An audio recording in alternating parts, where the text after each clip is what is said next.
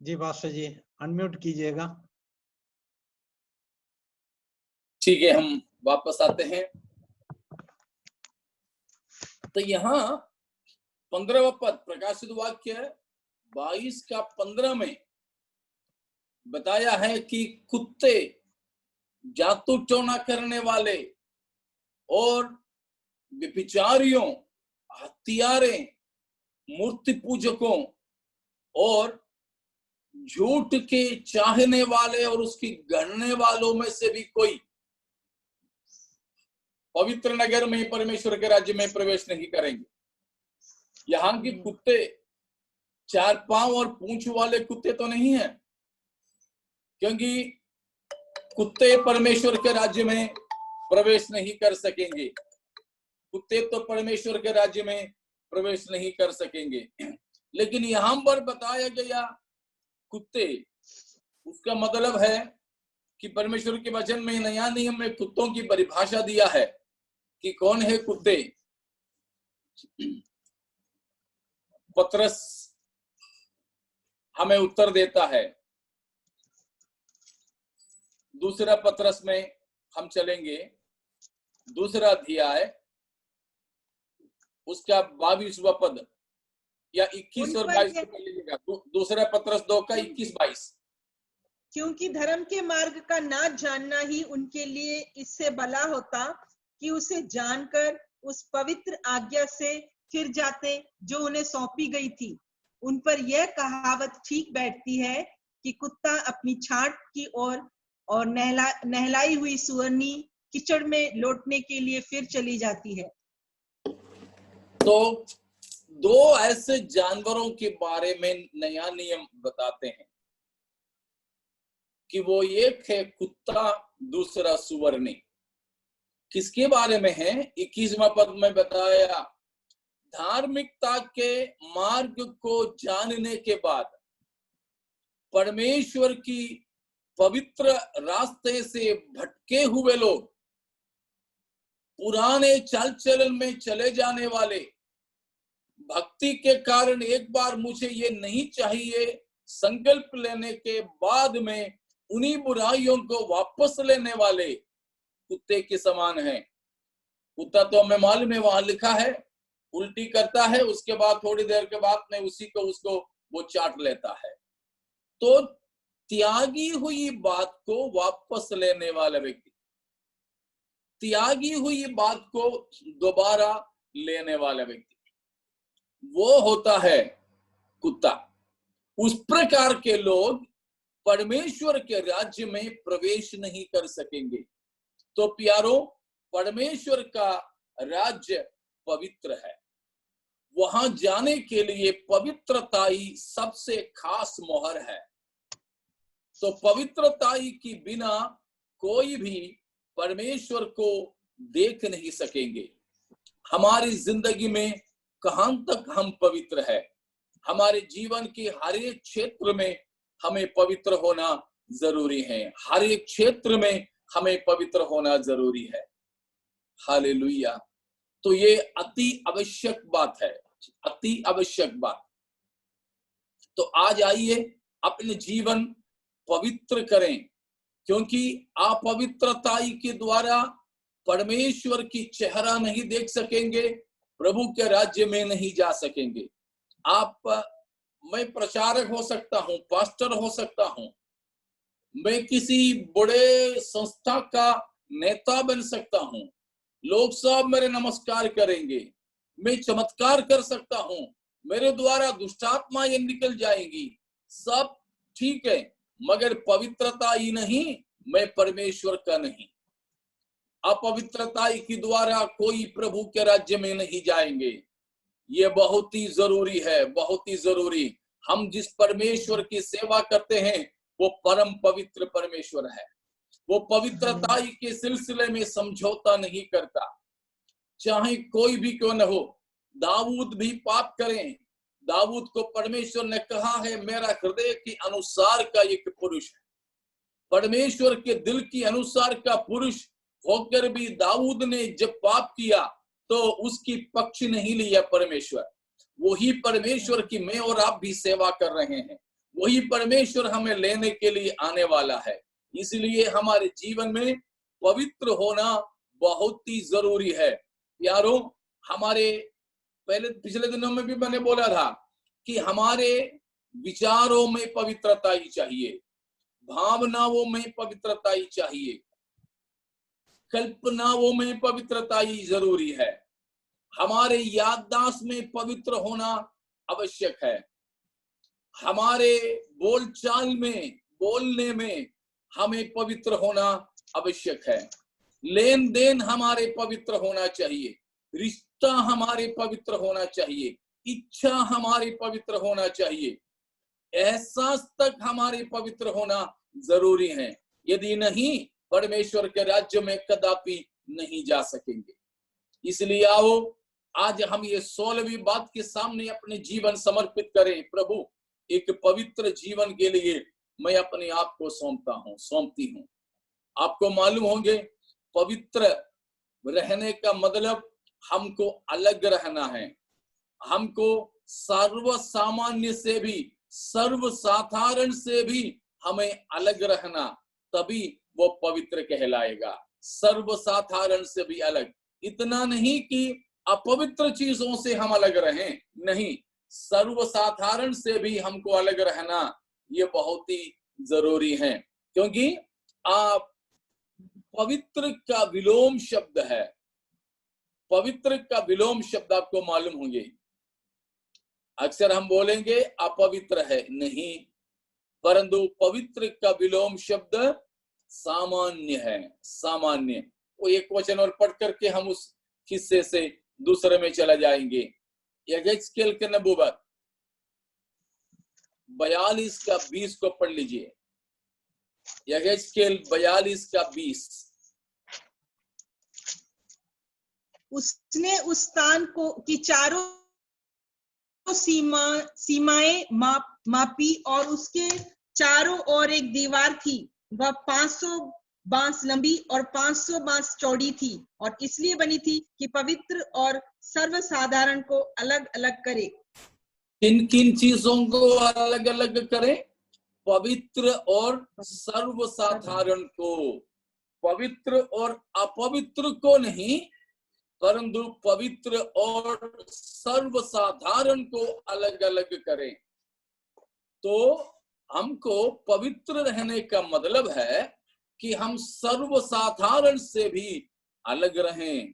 प्यारों, इसीलिए हर किसी चीजों के साथ साथ में मिलजुल करके रहना संभव नहीं।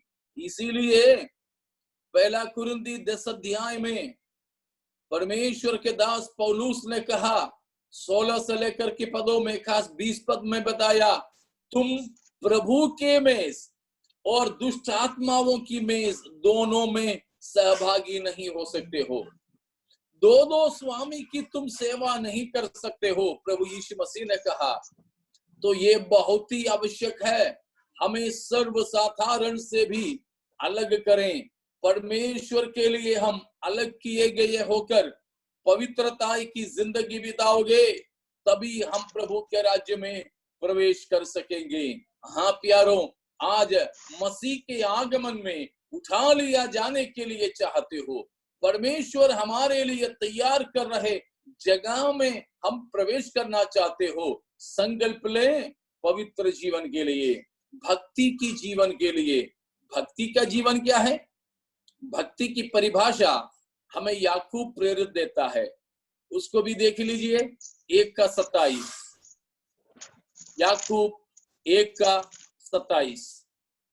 हमारे परमेश्वर और पिता के निकट शुद्ध और निर्मल भक्ति यह है कि अनाथों और विधवाओं के क्लेश में उसकी सुधि ले और अपने आप को संसार से निष्कलंक रखे। भक्ति का 2 पहलू वहां बताया। एक है अनाथों और विधवाओं की दुख मुसीबत के समय उनकी सुधि ले, चैरिटी, यानी जो जरूरतमंद है उनकी हम सुधि लेना है। ज्यादा कुछ नहीं तो हमारे पास अगर 2 रोटी है तो 1 रोटी उसको दे दे जिसके पास एक भी नहीं है। तो ये बहुत जरूरी है। चैरिटी, जरूरतमंदों की हम सुधि लें। भक्ति का पहला पहलू। उसका दूसरा पहलू बताया है, संसार से हम निष्कलंक रहें, अर्थात संसार के द्वारा हम कलंकित न हो, संसार के पाप में हम शामिल न हो। प्यूरिटी। सो गॉडलीनेस, भक्ति का दो पहलू है, चैरिटी एंड प्यूरिटी, कि हम दूसरों के जरूरतमंदों की मदद भी कर ले और अपने आप को पवित्र भी रखें। ये दोनों पहलू जब मिलेंगे तभी भक्ति होगा। तो मसीह की आगमन की तैयारी में 16वां बात को हमने ये देखा है कि हमें पवित्र चाल चलन और भक्ति की जीवन बिताना है। पवित्र चाल चलन और भक्ति की जीवन। तो पवित्रता का भी, भक्ति के भी कुछ बातों को हमने देखा। तो हमें पवित्र होना, बताता हूं, हमको उपदेश में, शिक्षा में पवित्र होना चाहिए। हमें व्यावहारिक जीवन में पवित्र होना चाहिए। तीसरी बात, हमें संगति करने में भी पवित्रता ही चाहिए। चौथी बात, सेवकाई में भी पवित्रताई। तो उपदेश में या सैद्धांतिक पवित्रताई, व्यावहारिक पवित्रताई, संगति में और सेवकाई में पवित्रताई। पवित्रताई के इन चारों पहलुएं हमको होना जरूरी है प्यारों।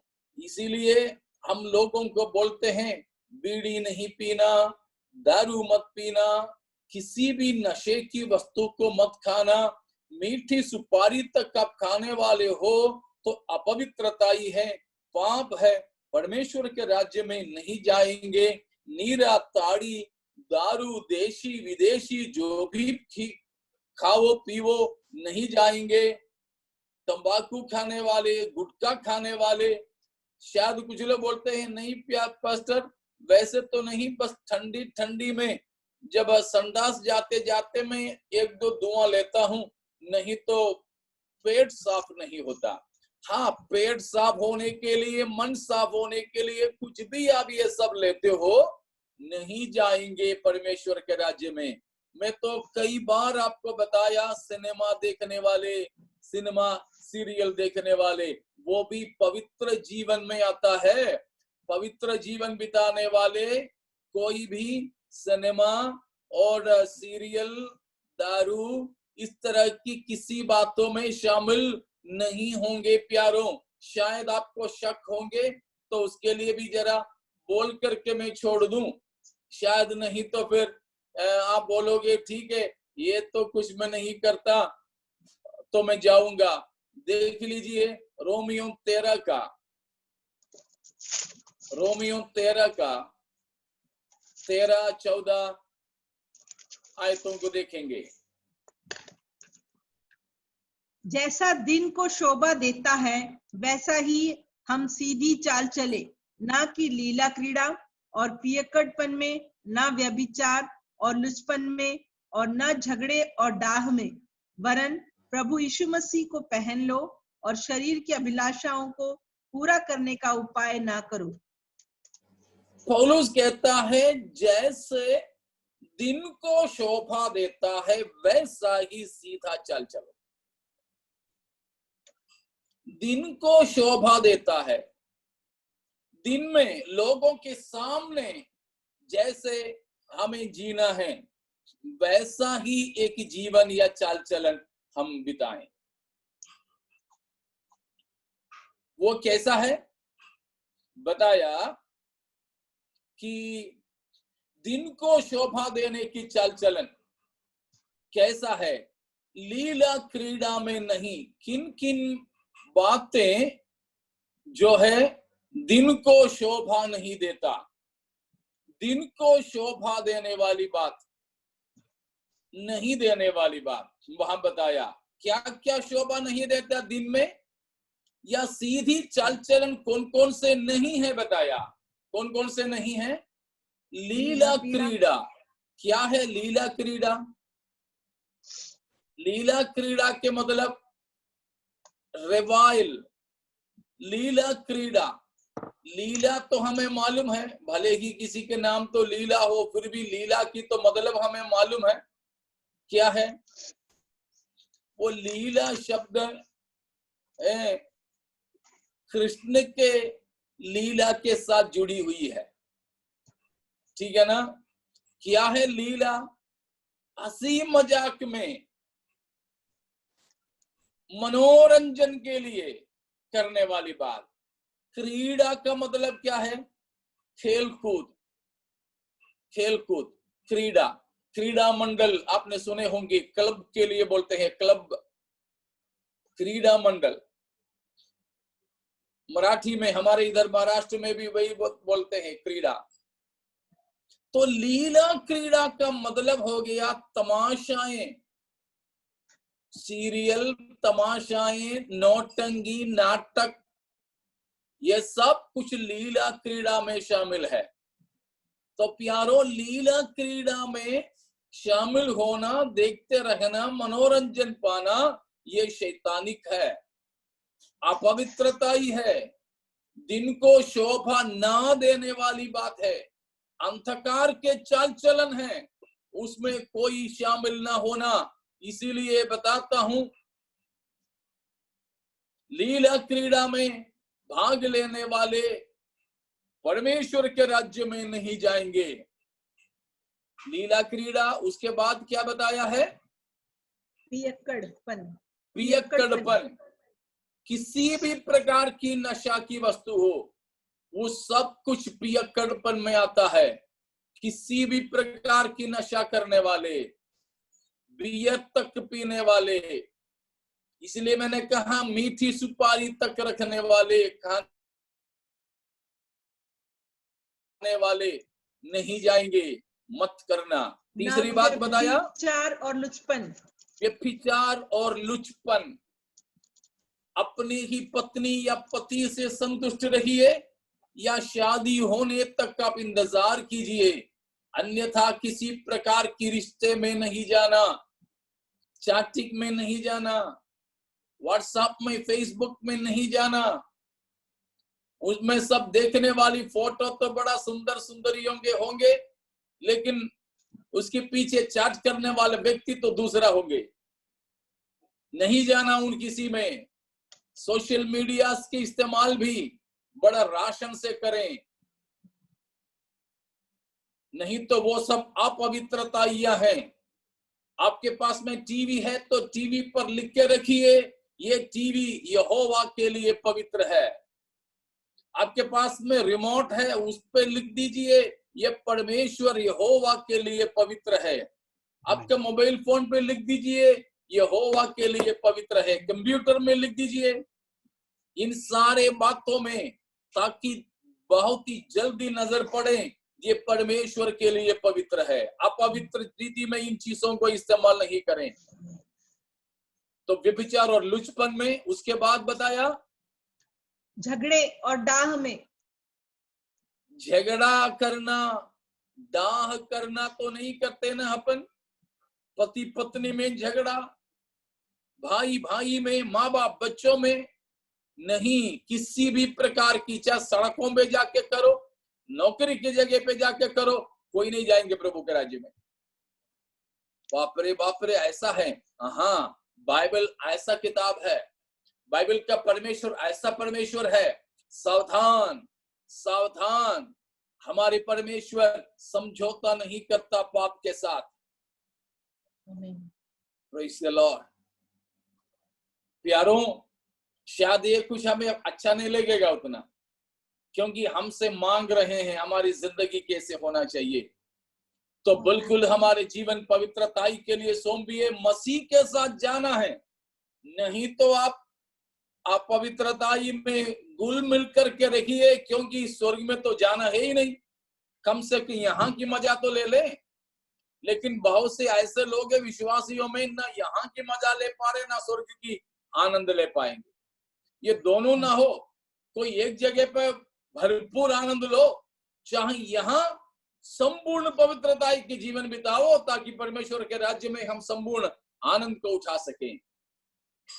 अगर नहीं तो भक्ति के तो छोड़ो, मुखौटा तो फाड़ो और जाओ सांसारिकता में, मौज मस्ती की जिंदगी बिताओ संसार में, और कम से कम यहाँ तो अपन पाप की मजा खूब लेते हुए अपने जिंदगी बिता सकें। इसीलिए बिल्कुल ध्यान दीजिए, पवित्रताई की जिंदगी तो नशे की वस्तुएं नहीं, गाली गलौज नहीं, चोरी चपाटे नहीं, झूठ तक बोलने वाले स्वर्ग में नहीं जाएंगे। झूठ बोलने वाले तक परमेश्वर के राज्य में नहीं जाएंगे। आप झूठ बोलने वाले हो तो शैतान को शैतान मत कहना आज से, क्योंकि कोई भी पापा को नाम से नहीं पुकारते। समझ रहे हो ना? झूठ बोलने वाला शैतान को पापा करके बुलाना, पापा जी बुलाना, पापा भी मत बुलाना, पापा जी बुलाना, क्योंकि शैतान को क्या कहा गया है? वो झूठ का बाप है। यूहन्ना 8:44 को पढ़ लीजिएगा। यूहन्ना 8:44, जॉन 8:44।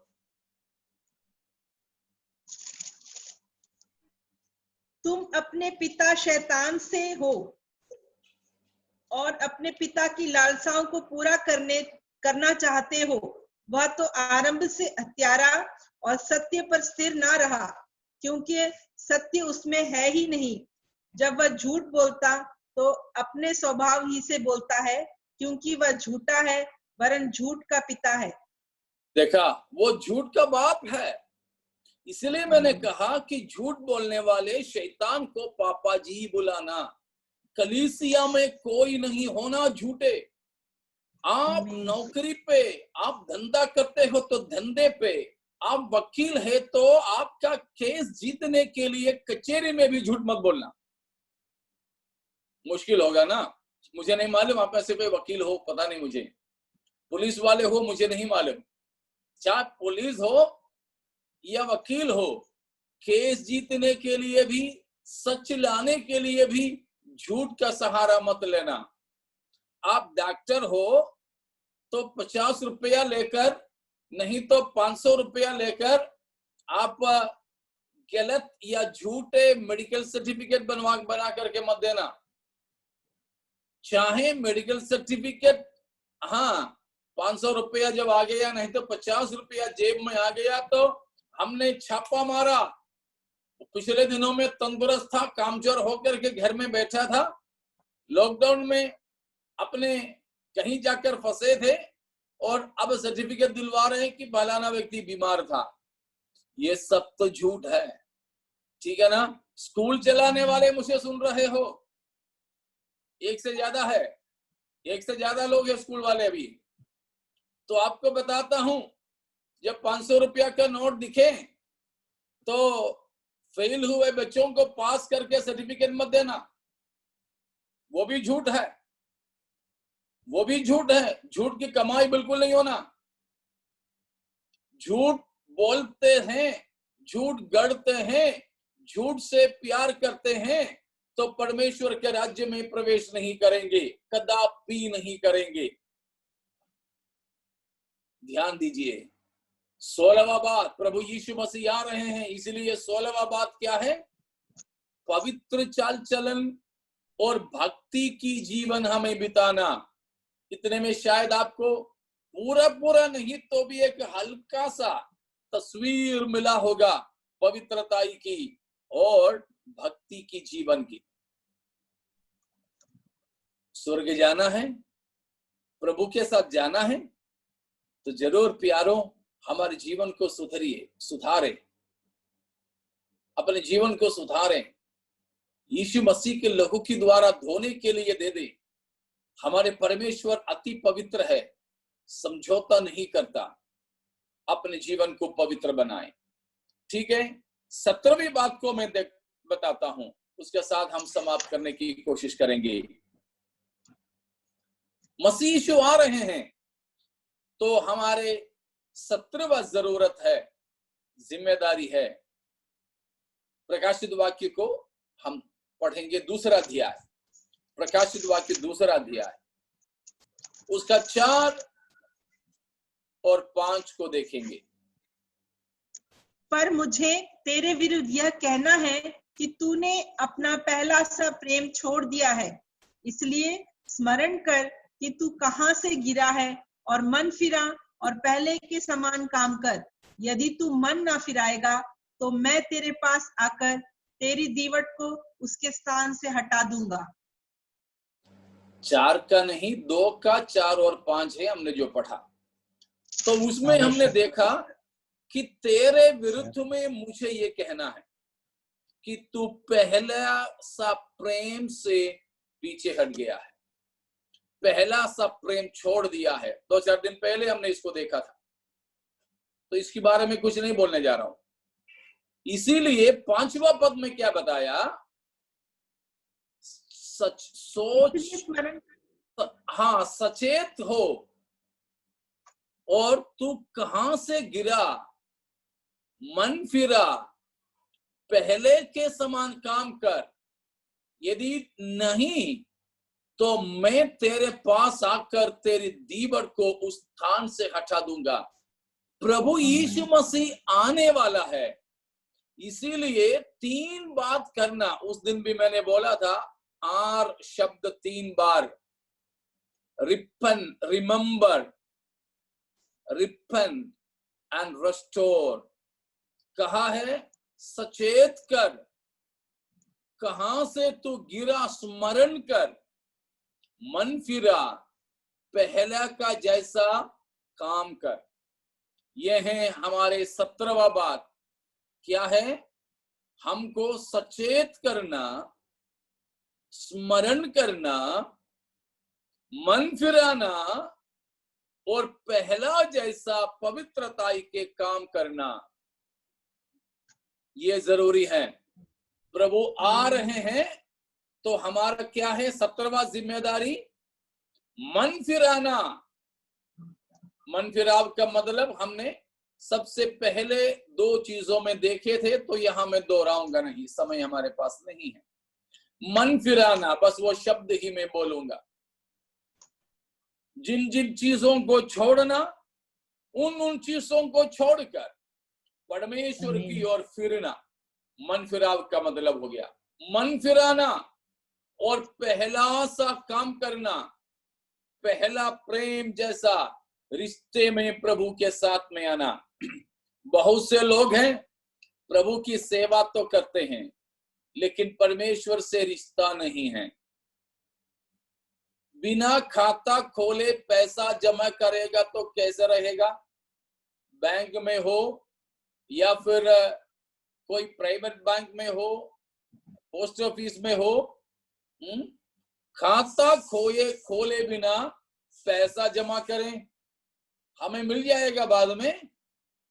नहीं, खाता खोलना पहले, उसके बाद में पैसा जमा करना।